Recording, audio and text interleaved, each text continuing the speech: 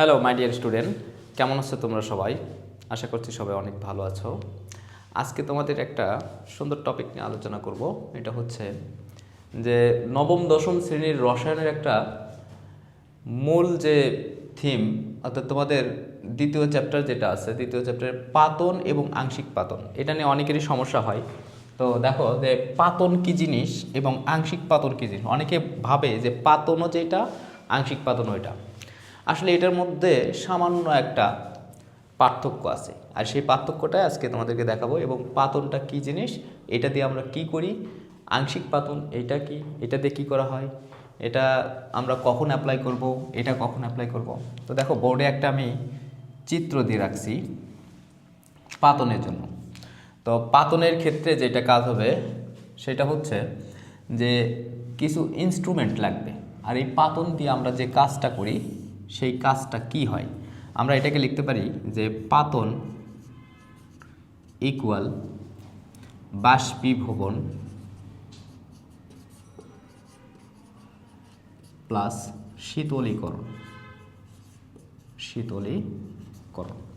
তো মেইন কথা, পাতন করতে গেলে আমাদের যে কাজটা করতে হবে, প্রথমেই করতে হবে বাষ্পীভবন, এরপরে করতে হবে শীতলীকরণ। এই দুইটাই আর কি মেইনলি পাতনের মূল জিনিস। তো সেই জন্য আমাদের কি করতে হবে, বা আমরা এই পাতনটা বাস্তব ক্ষেত্রে কখন ইউজ করব। দেখো তোমাদের একটা জিনিস দেখাই, যে সাপোজ তুমি পানির ভিতরে লবণ মিশাইছো বা লবণের একটা দ্রবণ তৈরি করছো। তা এই লবণের দ্রবণটা থেকে তুমি পানিকে আলাদা করবা বা লবণকে আলাদা করবা। তো এইটা আলাদা করার জন্য তোমার যে প্রসেসটা লাগবে, এই প্রসেসটাই হচ্ছে পাতন। অর্থাৎ পাতন পদ্ধতিতে দুইটা মিশ্রণ থেকে, অর্থাৎ একটা তরল আর একটা কঠিন পদার্থের যে মিশ্রণ থাকবে, সেইখান থেকে তুমি কঠিন অথবা তরল পদার্থটাকে আলাদা করবা। এই আলাদা করার প্রসেসটাই হচ্ছে পাতন। আর এই জন্য আমাদের যেটা লাগবে, প্রথমেই যেটা লাগবে সেটা হচ্ছে যে তুমি যে দ্রবণটা নিবা, দেখো এখানে লেখা আছে যে সল্ট ওয়াটার, মানে লবণ এবং পানির দ্রবণ আছে যেই পাত্রে আছে, এই পাত্রটা হচ্ছে গোলতলি ফ্লাক্স। এবং এই ফ্লাক্সকে আটকানোর জন্য যেটা আছে একটা স্ট্যান্ড, আর স্ট্যান্ডের সঙ্গে একটা ক্লাম দেওয়া আছে। অর্থাৎ এই স্ট্যান্ডের নাম হচ্ছে ক্লাম স্ট্যান্ড, আর এইটার নাম ক্লাম। এই ক্লামের সাহায্যে এই গোলতলি ফ্লাক্সকে আটকায় রাখা হয়েছে। এবং এই গোলতলি ফ্লাক্সের এইখানে দেখো একটা থার্মোমিটার দেওয়া আছে। এই থার্মোমিটারটা ভিতরে দেওয়া আছে, এখানে স্টপ কর্ক দেওয়া আছে। তো এই ফ্লাক্সের ভিতরে তাপমাত্রা কতটুকু এটা নির্দেশ করবে থার্মোমিটার। আর আমরা নিচে যে বার্নার আছে, বুনসেন বার্নার, এই বার্নার দিয়ে আমরা হিট দিব। তো হিট দেখো এখানে পাত্রের গায়ে হিট লাগতেছে।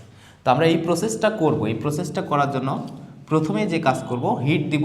হিট দিলে অবশ্যই লবণ প্লাস পানি, লবণ এবং পানি, দেখো লবণের স্ফুটনাঙ্ক হচ্ছে 1465 ডিগ্রি সেলসিয়াস এবং পানির স্ফুটনাঙ্ক হচ্ছে 100 ডিগ্রি সেলসিয়াস। তাহলে দুইটার স্ফুটনাঙ্ক কিন্তু অনেক পার্থক্য আছে। এরকম বেশি স্ফুটনাঙ্কের পার্থক্য যাদের ভিতরে থাকে, সেই মিশ্রণ থেকে আমরা দুইটা মিশ্রণীয় পদার্থকে আলাদা করতে পারি। একটাতে আছে 1465 ডিগ্রি সেলসিয়াস, আর একটা কত 100 ডিগ্রি সেলসিয়াস। তাহলে আমরা যদি এই বুনসেন বার্নার দিয়ে কোনোভাবে এখানে 100 ডিগ্রি সেলসিয়াস তাপমাত্রা দিতে পারি, তাহলে অবশ্যই পানিটা বাষ্প হতে শুরু করবে। তো দেখো এখানে মনে করো 100 ডিগ্রি সেলসিয়াস আমরা দিলাম, তাহলে এই পানিটা বাষ্প হওয়া শুরু করলো। এবং এই বাষ্প হওয়ার পর এই দিক দিয়ে পানিটা চলে আসবে। আসার পর এইখানে একটা জিনিস দেখো, এইটা হচ্ছে শীতক দেওয়া আছে, কনডেন্সার। তো এই শীতকের ভিতরে নিচে দিয়ে কোল্ড ওয়াটার দেওয়া হয় এবং এই দিক দিয়ে গরম পানিটা বের হয়ে যায়। তো এইখান থেকে তাপ দেওয়ার কারণে এইখান থেকে বাষ্পগুলো যখন এই দিক দিয়ে ভিতর দিয়ে এখানে আসবে, তাহলে প্রথমে আমরা কি করলাম, বাষ্পীভবন, এখান থেকে বাষ্পে পরিণত করলাম। এই বাষ্পে পরিণত করার পর এই বাষ্পটা যখন এই নলের ভিতরে আসবে, তখন আমরা শীতল পানি দিয়ে এই বাষ্পকে আবার শীতল করতেছি। তো বাষ্পকে কী করতেছি, শীতল করতেছি, এই জন্যই বলা হচ্ছে শীতলীকরণ। তাহলে প্রথম প্রসেস হচ্ছে এটাকে বাষ্পে পরিণত করতেছি, তারপর সেটাকে শীতলে পরিণত করতেছি, শীতল করলে সেটা আবার তরলে রূপান্তরিত হচ্ছে এবং তাকে আমরা পাত্রে সংগ্রহ করতেছি।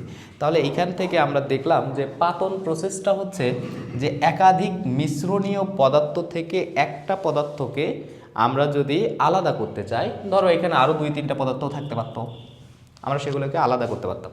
তাহলে পাতন পদ্ধতিতে আমরা আলাদা করব এইভাবেই, কিন্তু সেখানে অবশ্যই স্ফুটনাঙ্কের পার্থক্য অনেক বেশি হতে হবে। আর আংশিক পাতন সেটা আমরা পরে বুঝতেছি। তো পাতন কি? পাতন হচ্ছে অবশ্যই দুইটা মিশ্রণীয় পদার্থের মধ্যে যে স্ফুটনাঙ্কের পার্থক্য, এই পার্থক্যটা হতে হবে বেশি। তারপর সেটাকে আমরা হিট দিব, হিট দিলে সেখান থেকে তারপর আমরা আরেকটা মিশ্রণীয় পদার্থকে আলাদা করব। অর্থাৎ এখান থেকে আমরা লবণকে রেখে শুধুমাত্র পানিকে আলাদা করলাম, এটা হচ্ছে ডিস্টিল ওয়াটার। ঠিক আছে, তো এইটা হচ্ছে পাতন পদ্ধতি। এখন কথা হচ্ছে আংশিক পাতন এইটা কি জিনিস? পাতন তো শিখলাম, আংশিক পাতন এইটা কি জিনিস?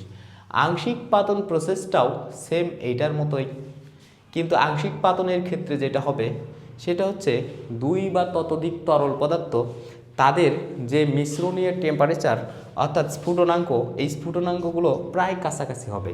যেমন একটা যদি স্ফুটনাঙ্ক 100 ডিগ্রি সেলসিয়াস হয়, তাহলে আরেকটার স্ফুটনাঙ্ক হয়তো 150 ডিগ্রি সেলসিয়াস।